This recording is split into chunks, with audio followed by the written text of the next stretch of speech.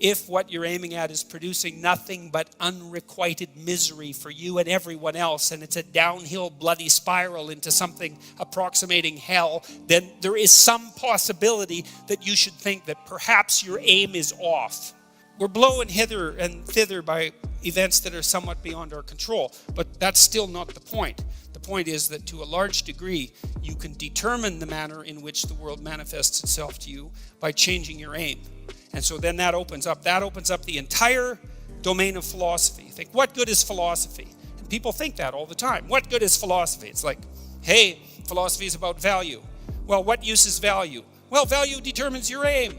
Well, who cares what your aim is? Well, your aim determines the manner in which the world lays itself out to you emotionally. Well, who cares about that? No one says that. The argument stops there because no one, especially no one who's been seriously hurt or seriously depressed, like in pain, no one ever says, oh, well, who cares about that? Because if you can say that about your pain, all that means is you actually haven't been in pain. Because if you're in enough pain, you will not say that, that's for sure. Now, you aim at something, you got a goal, and then you see that you're making progress towards the goal. That's a good thing. That makes you happy. It actually, technically, there's a system, dopamine system. It tells you that you're moving forward in the manner that you should be according to the dictates of your plan. Doesn't necessarily tell you whether you have a good plan. That's a more complicated problem, because who knows if you have a good plan. But one thing that you could know is that a plan is better than no plan. That's a really useful thing to know, especially if you're kind of drifting. It's like, well, I'm going to find myself. It's like, no, just pick something and move towards it. And as you move towards it, you're going to succeed and fail specifically.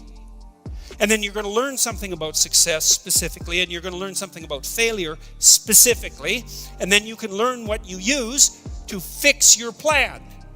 So a stupid plan is way better than no plan. And you're likely to have a stupid plan, or at least to be able to make one. So that's good news for everybody. You can make a stupid plan. And so I would say, make a stupid plan and then implement it. Not any stupider than it has to be. You know, you could think about it a little bit, but then implement it and have your successes and failures along the way and learn from them. And you can rejig the goal. You can move the target.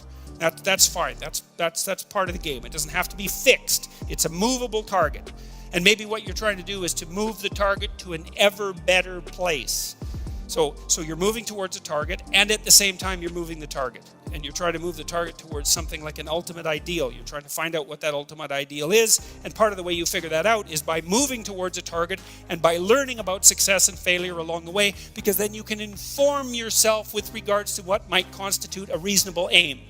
And so that's the reason to go out in the world and make some mistakes, you know? It's okay to make the mistakes. It's not so okay not to learn from them, because then you make the mistakes again.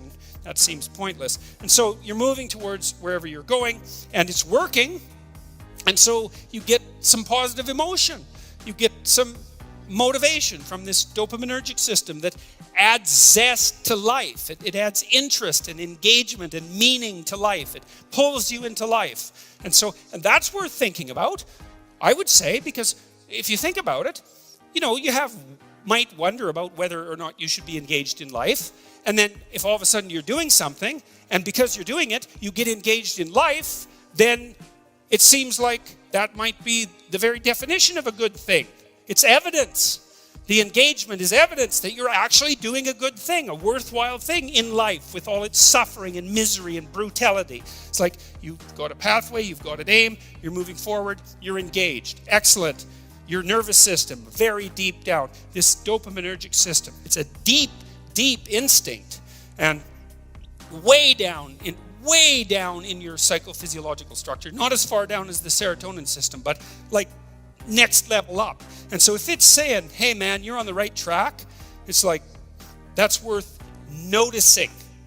It's worth noticing. Now you can criticize it out of existence. You can question your aim continually. It's one of the, what would you call it, dangers of our capacity to abstract. But, you know, if you're a smart person who doubts, you also might be smart enough now and then to doubt your doubt.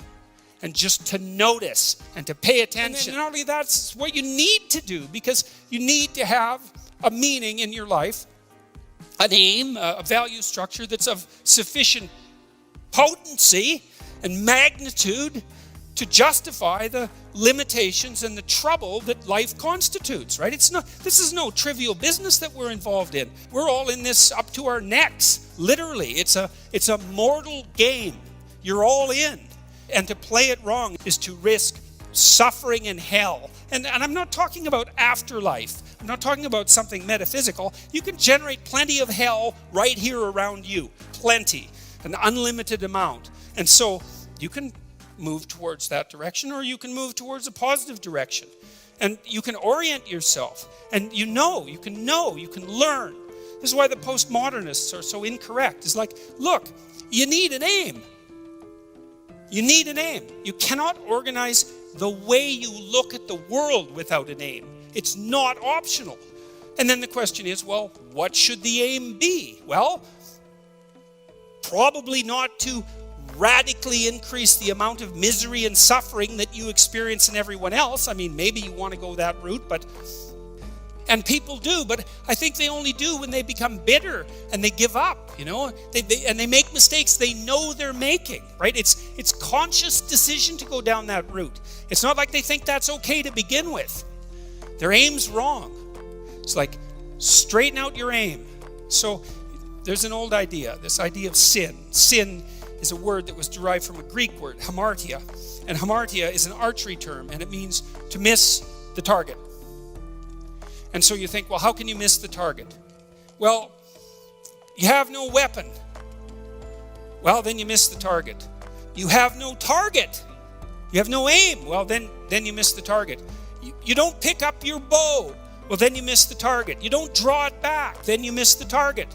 You don't practice and miss many times, right? Because you have to do that to develop the skill to hit the target. So you're not willing to take the risk to miss. You do none of that. And so you miss the target. And that's the sin. And then you miss your life. And then what happens around you is that, well, there's far more hell than there has to be, and there's much less heaven than there could be. And it's on you.